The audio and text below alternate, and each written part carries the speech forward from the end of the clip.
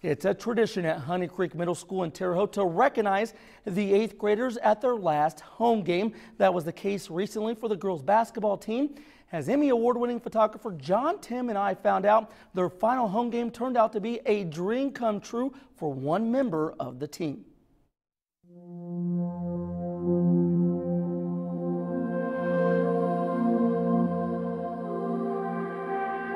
Every dribble, pass, and point this season for Honey Creek has meant the world 1, 2, 3, bees to 1B. Bailey, she's like a ray of sunshine every day.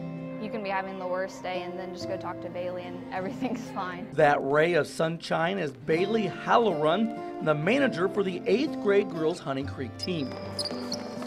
I like part of the team because it's really fun with all my friends. The 16-year-old manager, who was born with Down syndrome, may not have the physical ability to play hoops like her teammates, but that hasn't stopped her from being around a game she loves. So she's been to every single game that we've had, never missed one, and she's always cheering and pretty much their #1 fan. Coach Speth wanted to do something special for the team's manager and #1 fan. So at Honey Creek's final home game of the regular season versus Sarah Scott, he had her dress and warm up with the team. Speth didn't tell Bailey, her family, or his own team that he had another idea. Before the game, Coach Speth talked to the refs and longtime Sarah Scott coach Rhonda Odell about Bailey possibly playing late in the game.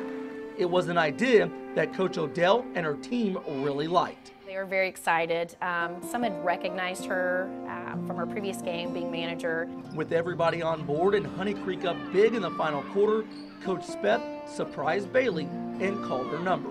She was a little shy about it. She didn't really want to go in at first, so we kind of talked her into it.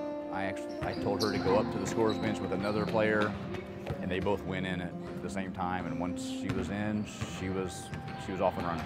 Bailey said she loves to shoot, and that's exactly what she did when she got her big moment on the court.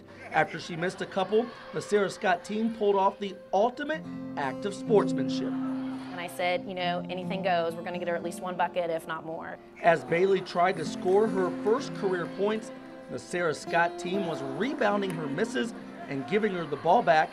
After a few attempts, everyone got what they wanted, a basket from Bailey.